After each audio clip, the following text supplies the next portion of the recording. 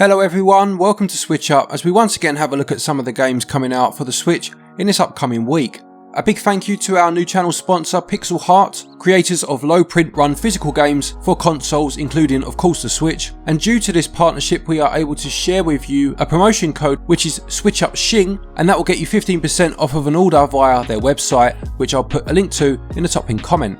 As is always the case, we'll have a look at any games that have already released that were not in one of these videos for whatever reason before moving on to this week's games, and we'll be going from the dates of the 5th of June up until the 11th. So what's coming out this week? Well, let's find out.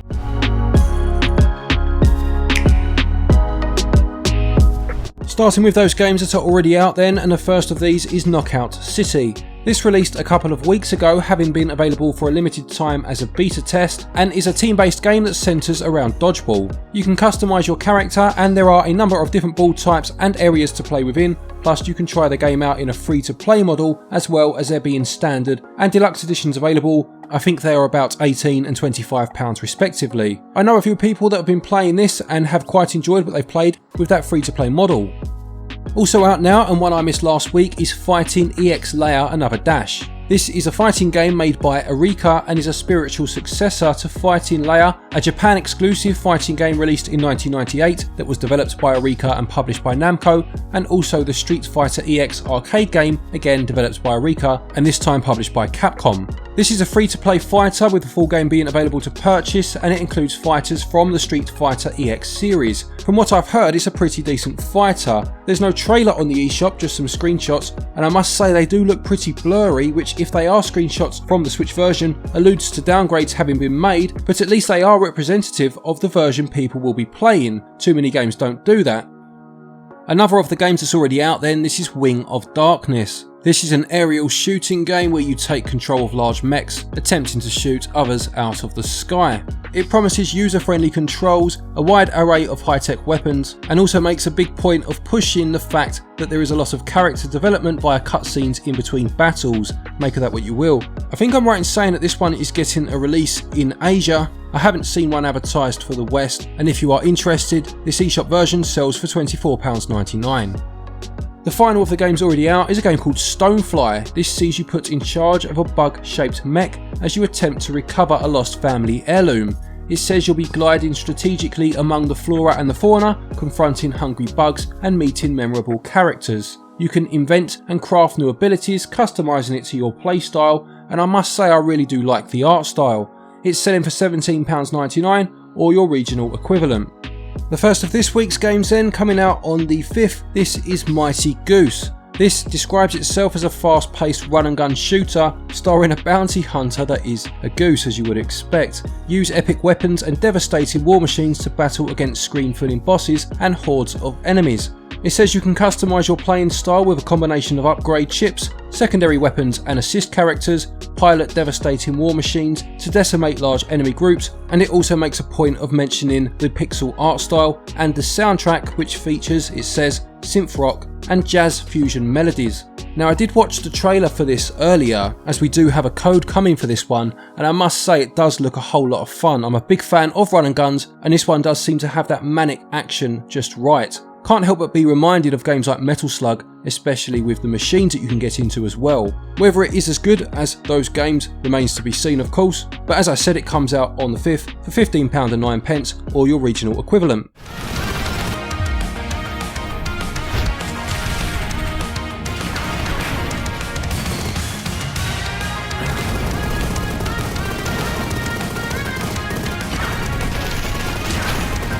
Next you have Retrograde Arena, which is a free-to-play game by the looks of it, using a late 70s, early 80s inspired aesthetic in terms of the wireframed graphics and those neon colours, and is a physics-based arena shooter where you need to use your drones to try and push your opponents into particular hazards to defeat them. It's not the bullets themselves that will kill them, they instead will affect the momentum and push them into these hazards. It says it's releasing on the 6th, but it doesn't have a huge amount of details yet in terms of what the paid model will look like. It does mention some of the game modes though, with things like Claim Your Crown, Last Drone Standing, which are your basic capture the flag etc. by the sounds of it. Possibly one to keep an eye on owing to the fact it is a free download, as we await to see what the full model will look like as that information is released.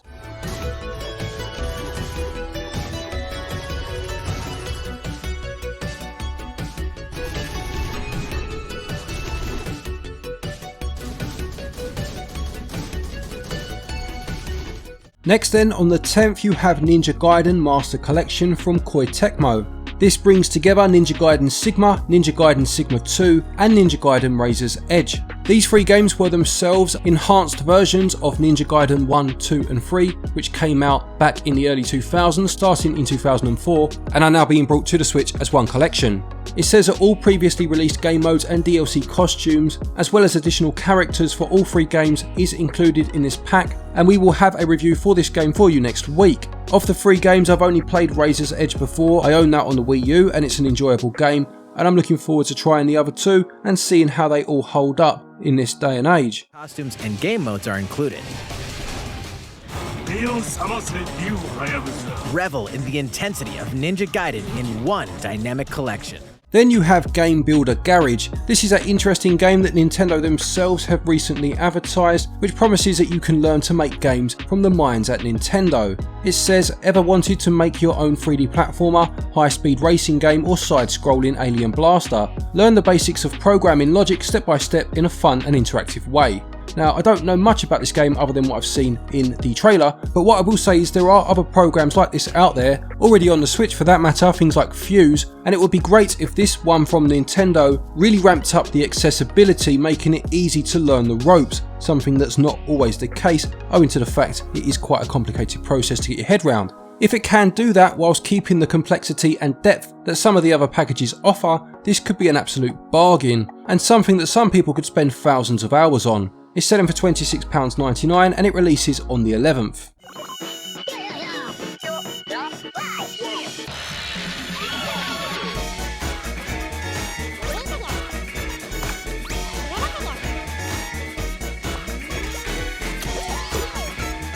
Then you have the Solitaire Conspiracy, which has been out on Steam for a little while and has very positive reviews over there. From what I've read, it is solitaire but wrapped in quite an interesting story involving a spy agency and your attempts to save the world. It says there are 5 game modes, including that campaign that I just mentioned, countdown mode, skirmish mode, as well as daily hotspots and a campaign plus. Full FMV cutscenes telling an original story from the team behind Thomas Was Alone, Subsurface Circular and John Wick Hex. It's selling for £9.99 but does have 20% off of that price up until the 25th of June actually, and this one comes out on the 11th.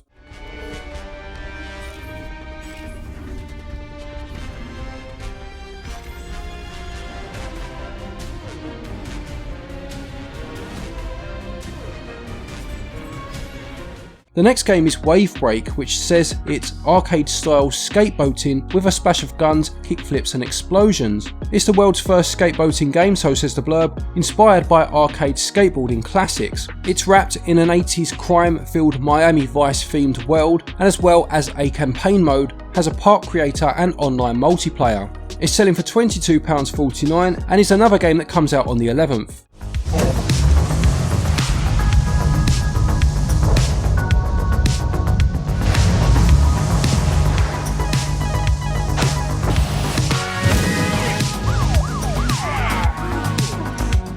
And the final game for this week then is Dariusburst, another Chronicle EX+.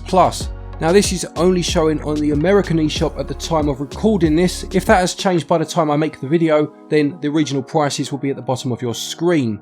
Now I've only ever played one Darius game, and that was the Super Famicom version, which I played via my Superboy, so it's not a series that I am particularly up on, so apologies if I get this wrong, but as far as I understand, Dariusburst was first on the PSP, Dariusburst Another Chronicle was then brought to the arcades in 2010, Another Chronicle EX came out a year later, and this version, EX Plus, is an enhanced version of that game. There are already a couple of Darius collections on the Switch, so this game now joins those, and in the last few weeks we have had this Darius game, a Raiden game in Raiden 4, and an R-Type game in Final 2 all come to the Switch, which is great news for shoot 'em up fans. So there you have it, another week of Nintendo Switch releases. Please do let me know what you think of this week. Perhaps not the blockbuster week we had a couple of weeks ago, but I would say there's a few decent ones coming this week. That Builder Garage game by Nintendo will surely get some attention at the very least. Just a reminder about that promo code from our channel sponsor Pixel Heart. Link to their website is in the description. It will get you 15% off of your order. A quick thank you to our Patreons as always for your continued support, and to each and every one of you for watching our videos. Take care, stay safe of course, and until next time, happy gaming.